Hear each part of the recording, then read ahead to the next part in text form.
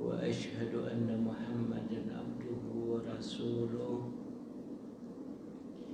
اللهم صل وسلم على هذا النبي الكريم سيدنا ومولانا محمد وعلى آله وصحبه أجمعين. أما بعد، قال الله سبحانه وتعالى: أعوذ بالله من الشيطان الرجيم.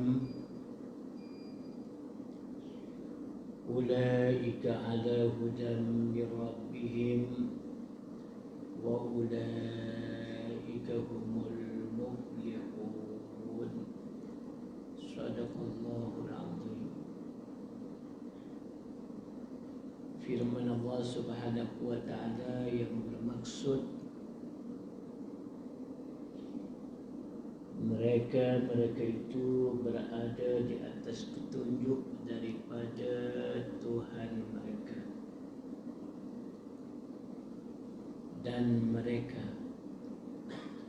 mereka itulah yang akan mendapat kejayaan, kemenangan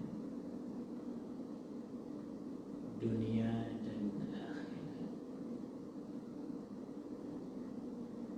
Yang saya hormati Tuan Pengerusi Surau Al-Fadhil Tuan Imam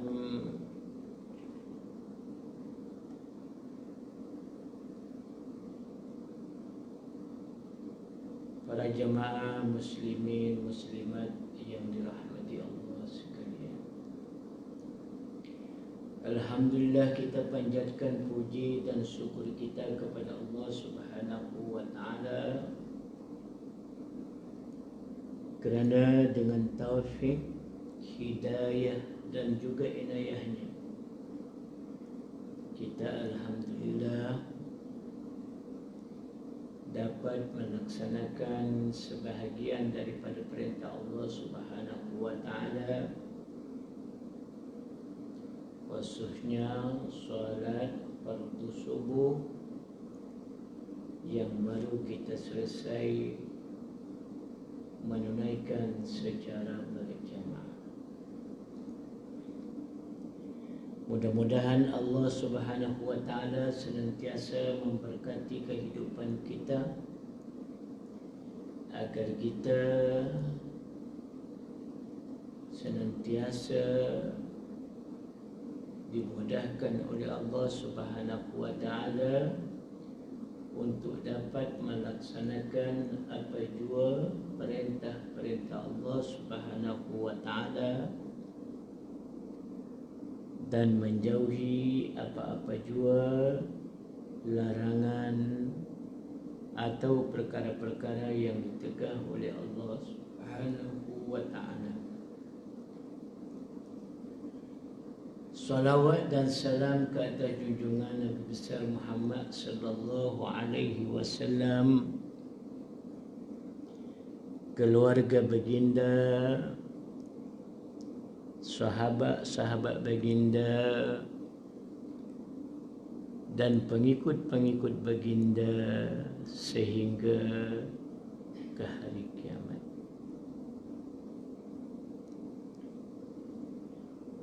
Para jemaah muslimin muslimat yang dirahmati Allah sekalian, ayat yang kita baca tadi adalah ayat yang keempat ataupun yang kelima, saya tak ingat, daripada surah Al-Baqarah. Allah menyebut ulaika ala hudam min rabbihim. Mereka itu berada di atas petunjuk daripada Tuhan mereka, dan mereka itulah yang akan mendapat kejayaan, kemenangan baik di dunia, lebih-lebih lagi di akhirat.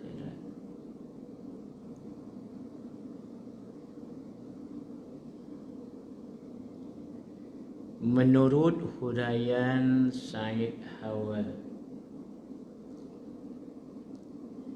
di dalam kitabnya Jundullah Saqafatan wa Akhlaqa. Itu tajuk kitabnya.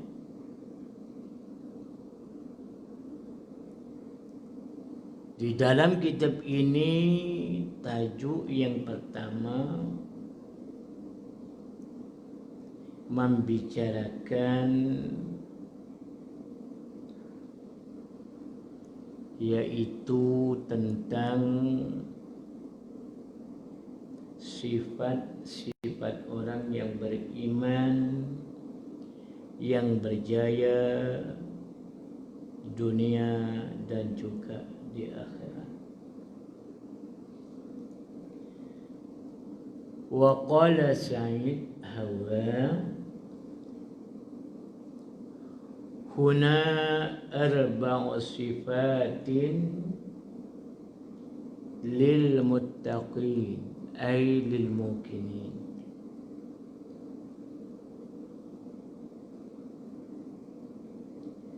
Di sini huna maknanya di sini arba'u sifatin ada 4 sifat lil mu'minina bagi orang-orang yang beriman yang bertakwa kepada Allah Subhanahu wa taala.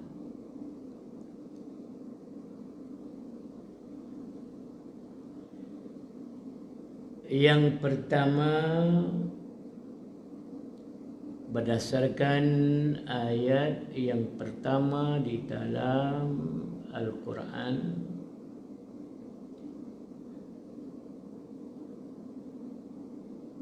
Alif a'udzu billahi minasyaitonir rajim. Bismillahirrahmanirrahim. Alif lam mim.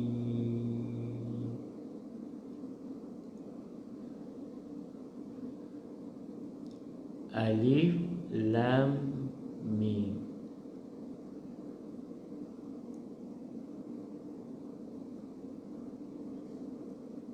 Apa maksudnya para jamaah muslimin muslimat yang dirahmati Allah sekalian?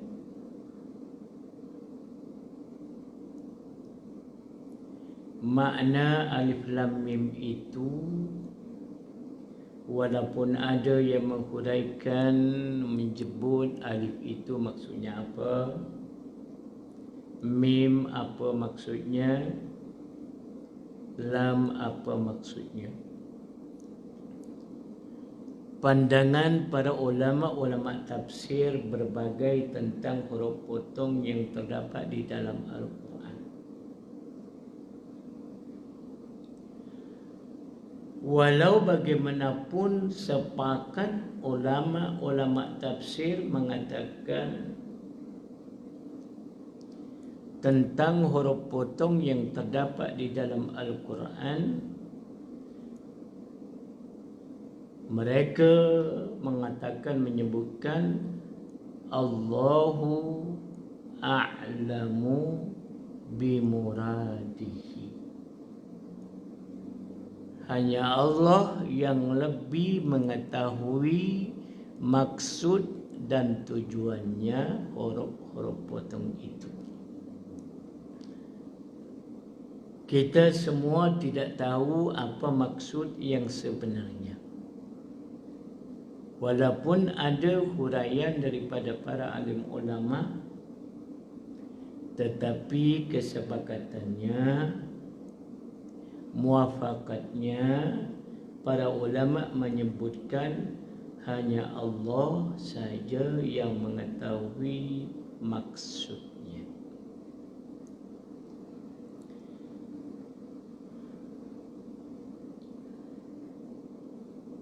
Qala Rasulullah sallallahu alaihi wasallam, la aqulu alif lam mim harfun. Kata Nabi, aku tak berkata alif lam mim itu satu huruf.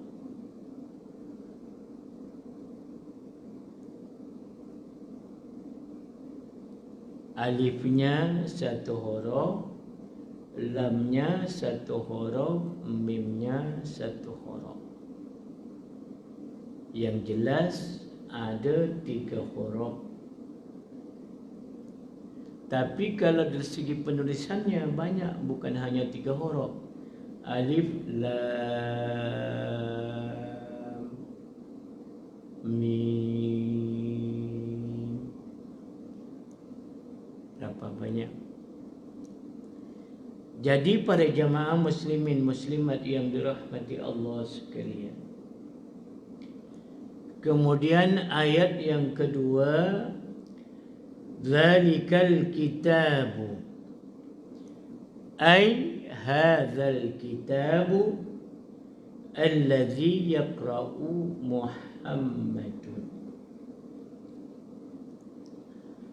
la raiba fihi ay la syakka fihi hudan ay hadin lil muttaqin yakni lil muqinin.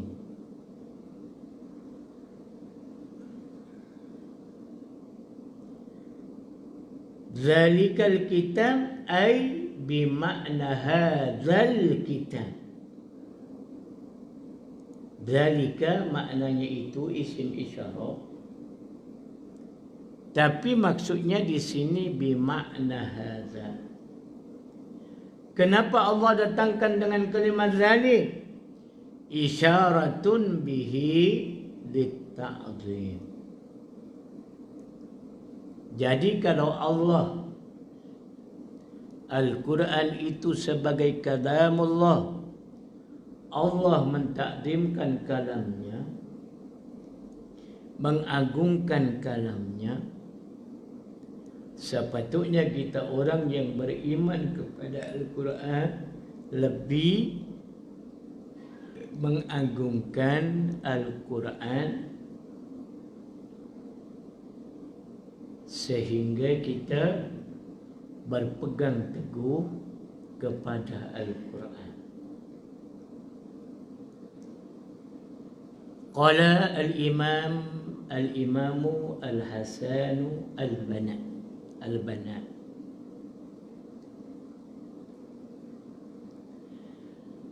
Al-Qur'anu dukturul Islam, Al-Qur'anu dusturul ummatil Islamiyah. Wa 'alal muslimina ayyatamassaku bita'alimihi ar-rasyidah. Al-Quran itu dustur ataupun sumber atau kitab rujukan kepada umat Islam.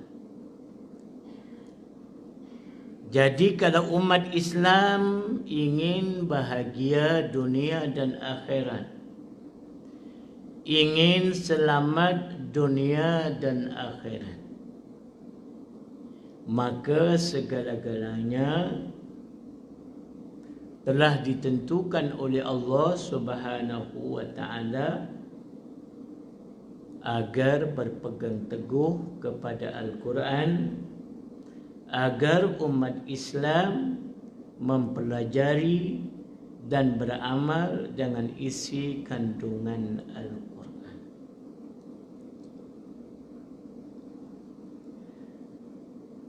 Apa maksudnya para jamaah muslimin muslimat yang dirahmati Allah sekalian?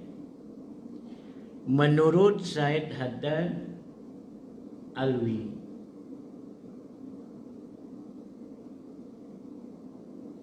di dalam sebuah kitab yang bernama Ad-Da'watut Tammah,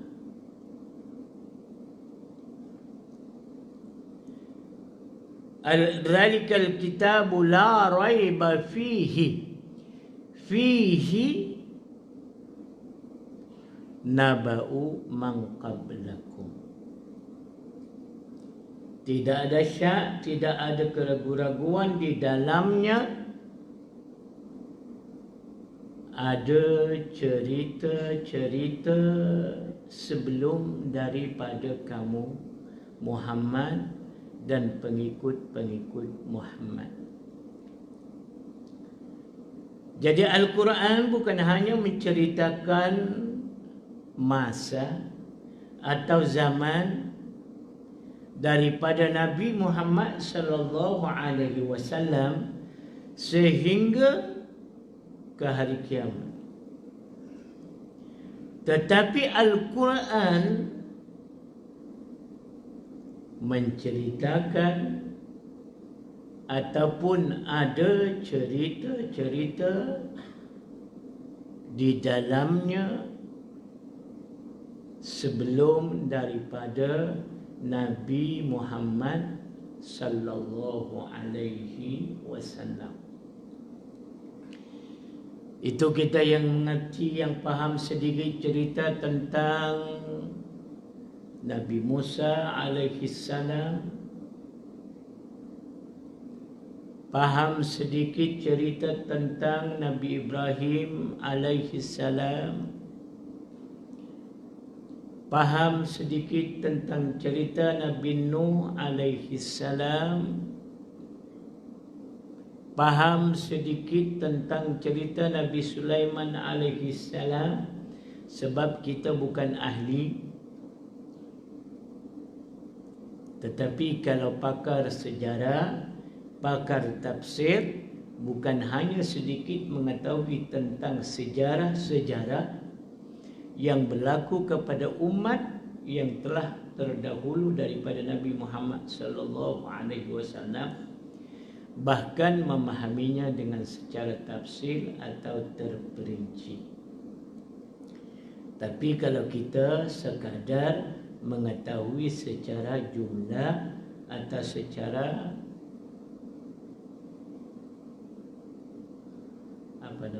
jumlah, secara ijmal, bukan secara tafsir, secara global saja. Jadi para jamaah muslimin muslimat yang dirahmati Allah sekalian, apa tujuan Allah menceritakan manusia-manusia yang sebelum daripada Nabi Muhammad kepada Nabi Muhammad dan umat Nabi Muhammad? Agar kita mengenali sejarah manusia sejak daripada Nabi Adam alaihi salam sehingga ke hari kita hari ini. Wa naba'u man ba'dakum, dan Al-Quran itu juga menceritakan kesudahan kamu. Manusia yang sebelum kamu diceritakan oleh Allah Subhanahu wa taala dalam Al-Quran kesudahannya. Kalau cerita Nabi Sulaiman, akhirnya Nabi Sulaiman ke mana? Kalau bercerita tentang Nabi Musa, akhirnya Nabi Musa ke mana? Kalau bercerita tentang Nabi Ibrahim, ketika hidupnya, cabarannya bagaimana, keimanannya bagaimana, dan akhirnya ke mana?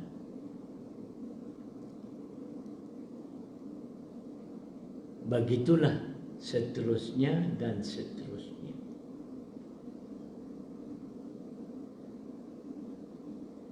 Kemudian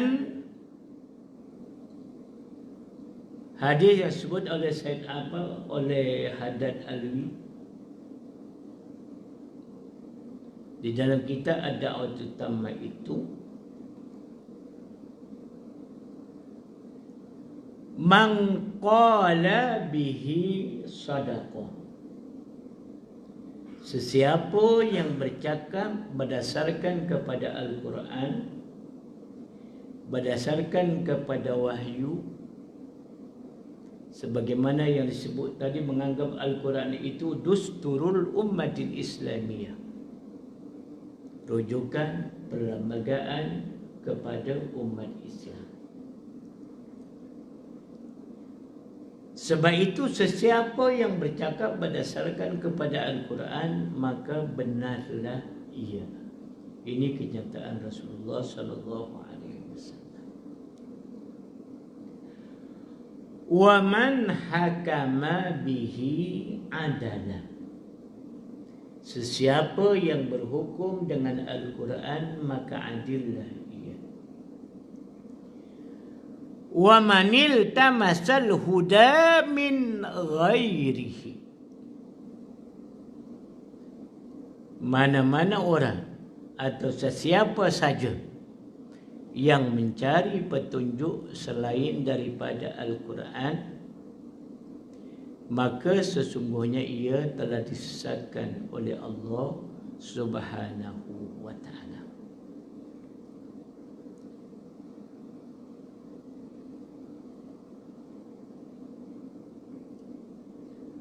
Oleh kerana Al-Quran begitu sifatnya, begitu keadaannya, sebab itu Said Hawa menekankan, begitu juga ulama-ulama tafsir menjelaskan, kalimah la raiba fih itu maksudnya la raiba kalau dilihat dari segi kata bahasa Arab dipanggil jumlah nafiyah. Lah itu huruf nafi. Jadi kalau dijumlah menjadi khabar yang pertama kepada Al-Quran. La raiba fihi. La raiba ay la tartabu fihi. Walaupun asalnya khabar berita kepada Al-Quran, pemberitahuan kepada Al-Quran, kalau kita merujuk kepada Al-Quran, berpegang teguh kepada Al-Quran, kita selamat. Itu khabar yang pertama.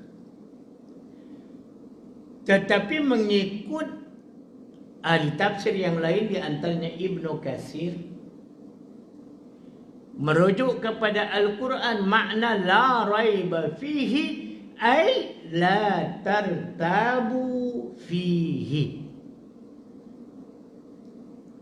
Maknanya la raiba fihi ay la tartabu fihi. Al-Quran.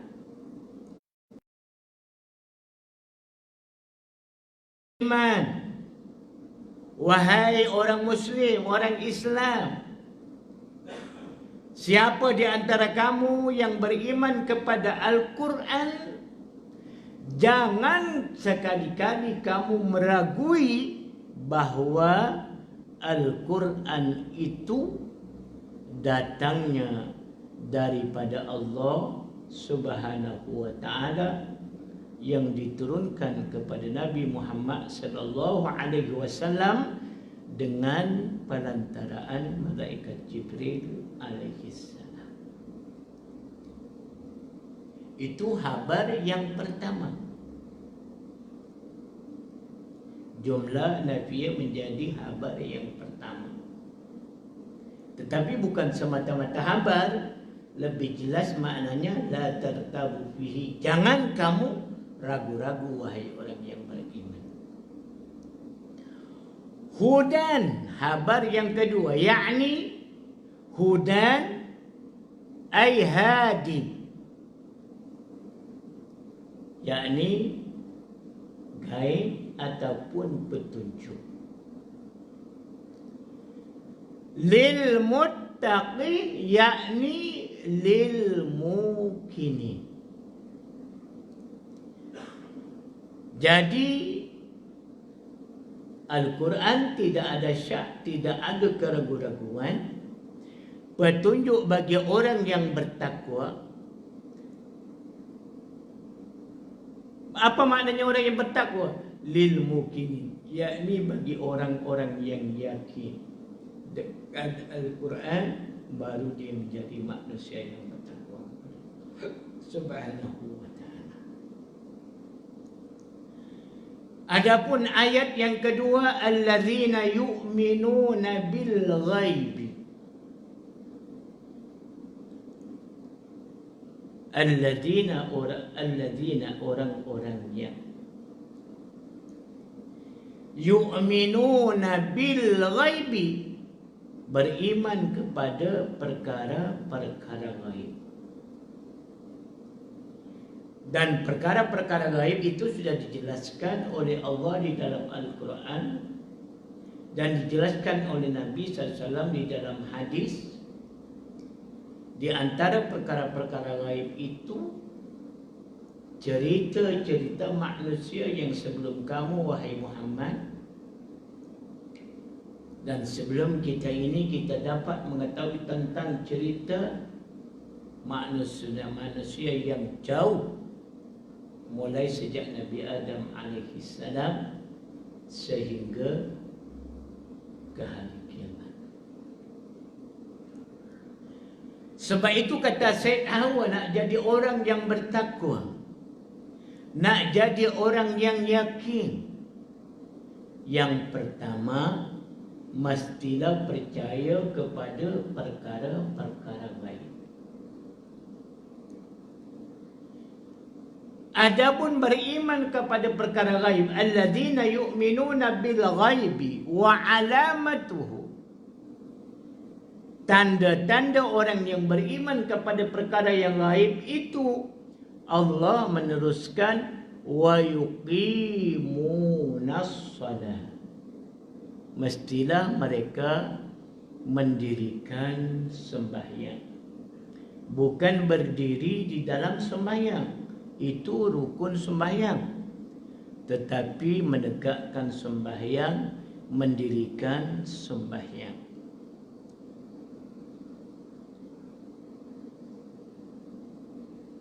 Itu sifat yang pertama kepada orang yang muttaqin ataupun orang yang beriman. Yang pertama, beriman kepada perkara-perkara gaib. Yang kedua, mendirikan sembahyang. Yang ketiga, wa mimma razaqnahum yunfikun. Apa juga yang diberikan oleh Allah, yang direzekikan oleh Allah kepada mereka, yunfikun ay yunfikuna fi ta'atillah, mereka membelanjakan hartanya di jalan Allah Subhanahu wa ta'ala. Jadi yang pertama, percaya kepada perkara gaib. Yang kedua, di antara bukti mempercayai perkara gaib itu mendirikan sembahyang. Di antaranya beriman kepada perkara gaib itu mendapat rezeki dari Allah Subhanahu wa ta'ala. Mereka membelanjakan kepada perkara-perkara yang disukai dan diridai oleh Allah Subhanahu wa ta'ala. 1, 2, 3 dan 4. Kemudian ayat yang seterusnya, walladzina yu'minuna bima unzila ilaika wa ma unzila min qabli. Dan juga mereka-mereka beriman kepada apa yang diturunkan kepada manusia sebelum kamu, wahai Muhammad.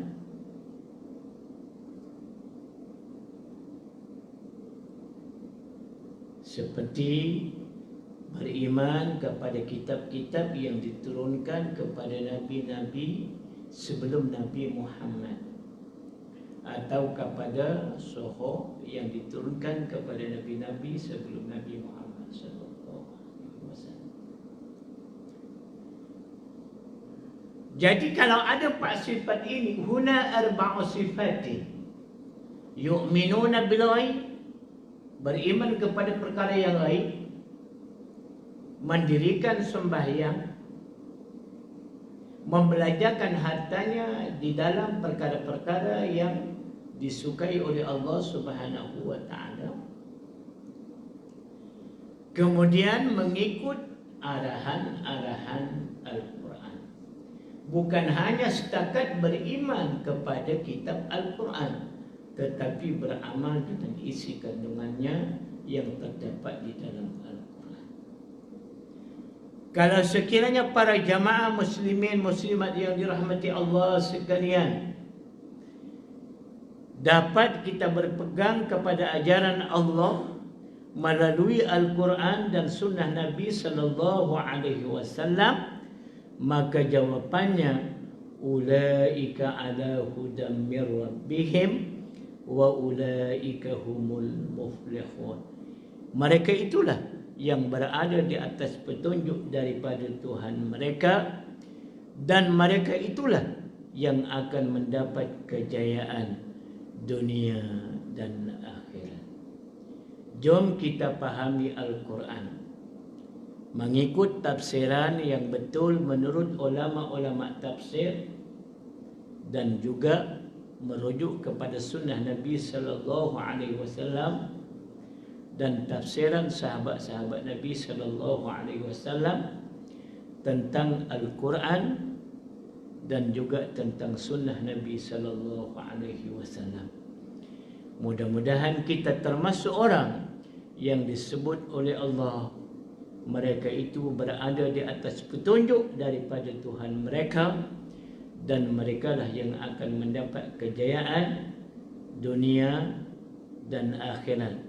Sementara di akhirat dapat memasuki surga Allah Subhanahu wa taala yang tiada tolok bandingan dan tandingannya tentang nikmat yang akan dirasai ataupun yang dinikmati oleh orang-orang yang disebut oleh Allah, ulaika ala hudam mir rabbihim wa ulaika humul muflihun. Jadi mudah-mudahan para jamaah sekalian, kita dapat berpesan kepada diri kita masing-masing, keluarga kita masing-masing, isteri kita dan sahabat-sahabat handai kita semua, agar kita dapat kembali kepada ajaran Allah dan sunnah Rasulnya Muhammad sallallahu alaihi wasallam. Amin amin ya rabbal alamin. Aqulu qawli hadza wastaghfirullahal azim li wa lakum wa lisairil muslimina wal muslimat wal mu'minina wal mu'minat wa ya najatat taibin wa ya fawzal mustaghfirin. Wassalamu alaikum warahmatullahi wabarakatuh.